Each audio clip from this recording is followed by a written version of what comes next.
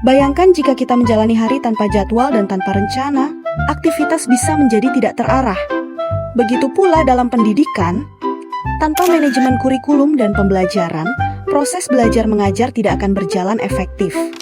Secara sederhana, kurikulum adalah rencana atau pedoman yang digunakan dalam proses pendidikan. Di dalam kurikulum terdapat tujuan pembelajaran, materi yang harus diajarkan, metode yang digunakan, serta cara penilaian hasil belajar siswa.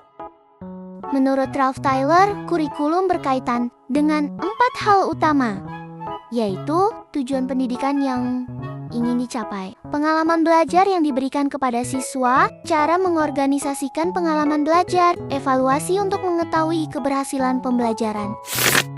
Di Indonesia sendiri, saat ini diterapkan kurikulum merdeka yang menekankan pada pembelajaran yang lebih fleksibel, berpusat pada siswa, serta penguatan karakter melalui profil pelajar Pancasila. Jadi, bisa disimpulkan bahwa kurikulum adalah peta jalan dalam pendidikan.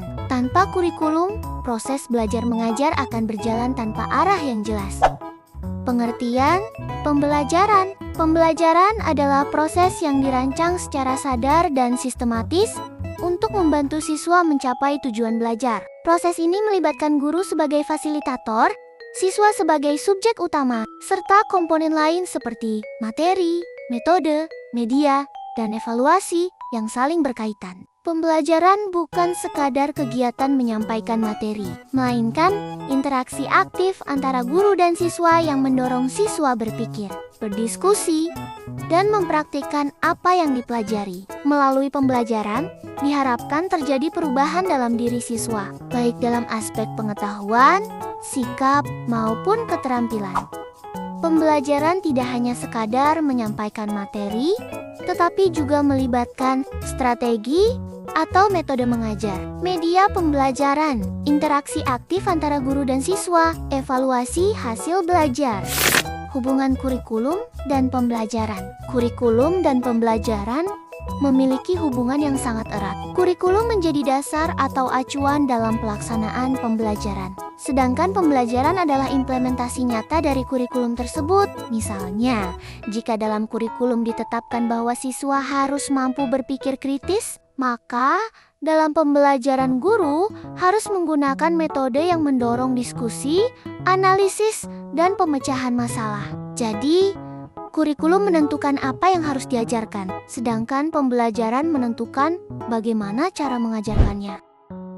Jika kurikulum adalah rencana, maka pembelajaran adalah pelaksanaannya di dalam kelas. Artinya, sebaik apapun kurikulum yang dibuat, jika pembelajarannya tidak efektif, maka tujuan pendidikan tidak akan tercapai secara maksimal. Komponen-komponen kurikulum. Secara umum, kurikulum memiliki 4 komponen utama. Tujuan. Tujuan merupakan arah yang ingin dicapai dalam proses pendidikan. Isi atau materi. Isi kurikulum berupa bahan ajar atau materi pelajaran yang harus dipelajari siswa. Metode atau strategi. Metode adalah cara yang digunakan guru dalam menyampaikan materi. Evaluasi. Evaluasi bertujuan untuk mengukur sejauh mana tujuan pembelajaran telah tercapai. Keempat komponen ini harus saling berkaitan dan berjalan secara seimbang agar proses pendidikan berlangsung efektif. Prinsip-prinsip pembelajaran yang baik. Agar pembelajaran berjalan optimal, ada beberapa prinsip yang perlu diperhatikan. Berpusat pada siswa, aktif dan partisipatif, menyenangkan dan bermakna, relevan dengan kehidupan nyata, memberikan umpan balik yang membangun. Dalam konteks kurikulum merdeka, pembelajaran juga mendorong diferensiasi, yaitu penyesuaian metode dan materi sesuai kebutuhan serta kemampuan siswa. Kesimpulan dari penjelasan tersebut, dapat disimpulkan bahwa kurikulum dan pembelajaran adalah 2 unsur penting dalam pendidikan.